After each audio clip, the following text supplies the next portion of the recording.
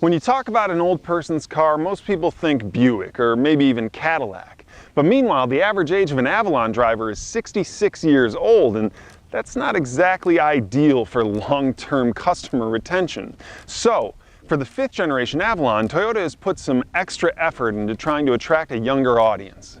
Hi, I'm Mike Perkins from CarGurus, and this week I've been driving the all-new 2019 Toyota Avalon. The good news is an average customer age of 66 years leaves a lot of room for improvement. Even if they managed to shave 2 decades off that average, they'd still be pretty solidly in middle-aged territory. So, what's the plan of attack? Well, it's primarily visual.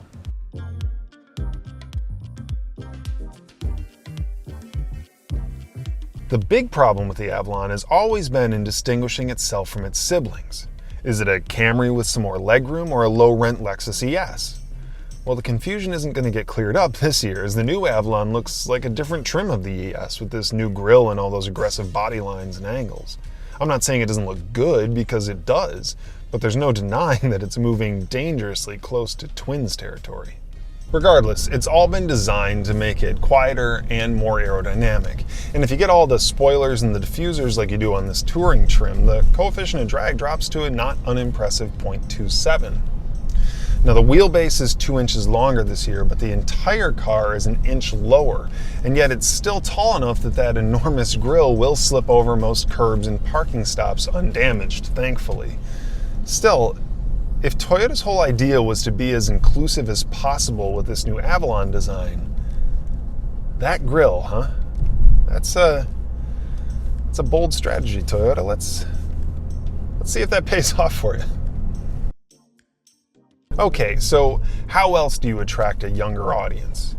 Well, power has always been a winning strategy, and this year the updated 3.5-liter V6 boasts an additional 33 horsepower and 19 pound-feet of torque, which means that the Avalon now belongs to the 300 Club with 301 horsepower and 267 pound-feet. And with a new and very nice 8-speed transmission, the EPA estimates that the base XLE trim will return 26 combined miles per gallon, with 22 city and 32 highway, while the rest of the lineup will give up 1 mile per gallon on the highway and combined. Now, personally, I would have been willing to give up some of that power for a little bit extra fuel economy, because really there's more than enough to spare here.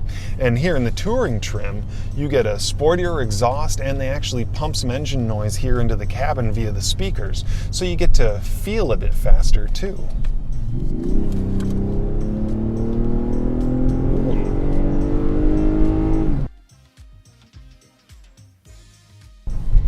Okay, so it looks good and it goes, but those are not the reasons why I think the new Avalon is going to be a success, and I do think that it's going to be a success.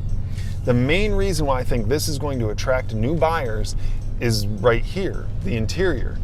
This is a nice place to spend a few hours. It's got slick design, quality materials, plenty of room, and every gadget you could ever hope for, because you know how important technology is to us young folks. For instance, last year's suite of standard safety got you adaptive cruise, a forward collision warning system with auto brake and pedestrian detection, lane departure warning with lane keep, and auto high beams. This year you can add blind spot monitoring with rear cross traffic to that list, and with the $1,150 advanced safety package that came on this Avalon, I'm also getting parking sensors front and rear, a 360-degree camera, plus auto braking for the rear cross traffic system. And speaking of safety, while it hasn't been rated by the government yet, the Insurance Institute for Highway Safety has named it a top safety pick plus, and braking distance has dropped this year 7 feet down to 115 feet to stop from 60 miles an hour. So, well done, Toyota. But young people don't care about safety, do they? So how about this Entune 3.0 system, which is now Linux-based and open source? And that means a lot more third-party app integration should be coming, which was always a weak spot of previous Entune iterations. It also means a 9-inch touchscreen with pinch and zoom for navigation, and a Wi-Fi hotspot that can connect up to 5 devices. Apple CarPlay is finally standard, and you can even have Alexa integration if you're an Amazon family, but there's still no Android Auto. Even stranger, Toyota's Remote Connect that allows you to locate your vehicle, operate the locks, or start the vehicle remotely will work with any Apple product or an Android smartwatch. So tell me why that makes sense. There is a bit of a lack of headroom in here. I'm 6'4", so take that into consideration, but it's been a while since my hair has brushed a headliner. And before you think, I just won't get the sunroof, it's standard on every trim except for the base XLE where it's an option. But otherwise, there's plenty of room in here. I can even sit comfortably behind myself without having to move the seat forward at all. And the trunk offers a very competitive 16 cubic feet of space, though that gets dwarfed by the Impala's 19 or Taurus's 20.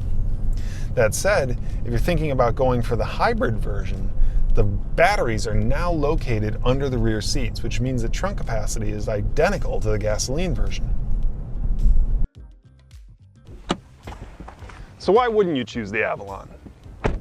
Well, there are a whole bunch of people who would never drive a Toyota simply because it's a Toyota, and that's just foolish. Of course, so is still refusing to offer Android Auto, so I suppose that's a wash. There's the grille, which may be the single most divisive styling element I've ever encountered, and it's also not particularly sporty. Even with the extra power and the adaptive dampers of this touring trim with the Sport and Sport Plus drive modes, it never gets particularly exciting. It stays very comfortable, but it's just not very exciting. But no, the real Achilles heel of the Avalon is the fact that it's only available in front-wheel drive. There's no all-wheel drive option, and that means there's a whole swath of snowbound sedan lovers who will just end up looking somewhere else. And that's a shame, because the Avalon is pretty great. Hey, thanks for watching. For full details on the all-new 2019 Toyota Avalon, just click the link in the description. You can head over to CarGurus.com and read my full review. And for videos of some of the competition, well, just subscribe to the channel.